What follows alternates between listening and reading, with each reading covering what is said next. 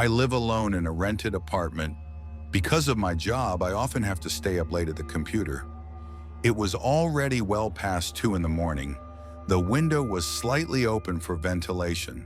A typical stuffy summer night. Suddenly, my attention was drawn to a strange noise. Some quiet rustling. I looked around, but at first I couldn't figure out where it was coming from. Then I heard a faint, barely audible tapping, as if someone was slowly running their fingers over my front door from the hallway side.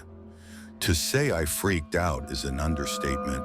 My heart sank, everything inside clenched into an icy knot. I felt the blood drain from my face, and I nearly fainted from that primal animal terror. The sound stopped for a moment. The thought flashed. Get up, turn on the light, go check who's there. But my body just wouldn't obey. My legs turned to jelly, my hands shook. I was even afraid to breathe louder. I began peering at the door through the thick darkness of the room. At first, nothing. Then I lowered my gaze and saw it.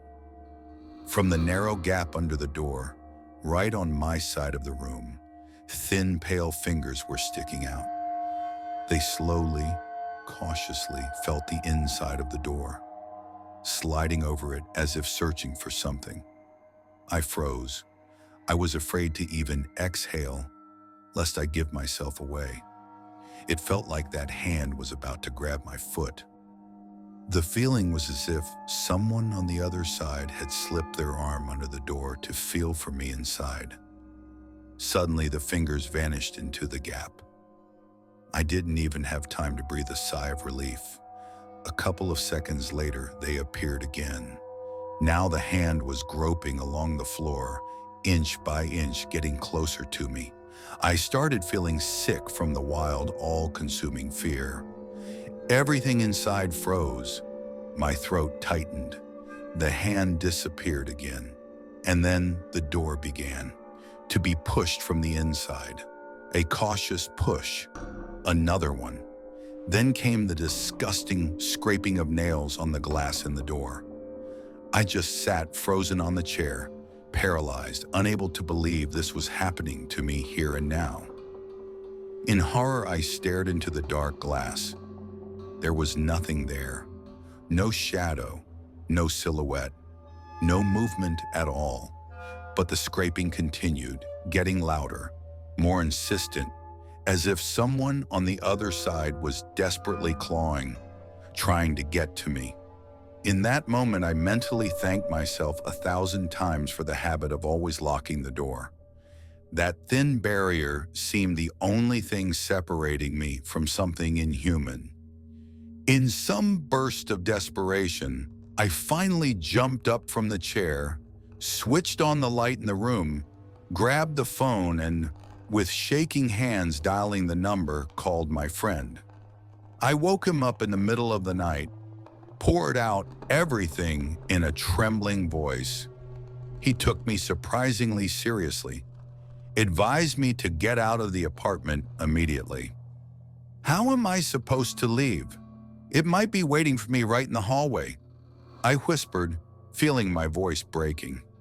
We talked until morning with the light on. Nothing else happened, but I never took my eyes off the door. We agreed he'd come in the morning, help me pack. I'd move in with him for a couple of days.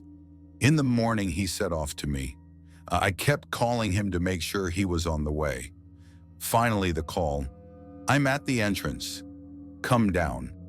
I rushed to the front door, my heart pounding so hard it felt like it would jump out.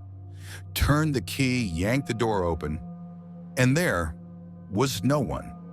Empty hallway, silence. To say I felt uneasy is nothing. The wild, sticky horror washed over me again. I literally flew out of the apartment, slammed the door, and ran downstairs to the entrance. Sat on the bench outside, cursing everything in the world, barely holding back tears from the nightmare I'd lived through. About 20 minutes later, my friend arrived. We went to his place. I only returned to my apartment with a priest. He blessed everything. Since then, nothing like that has happened again.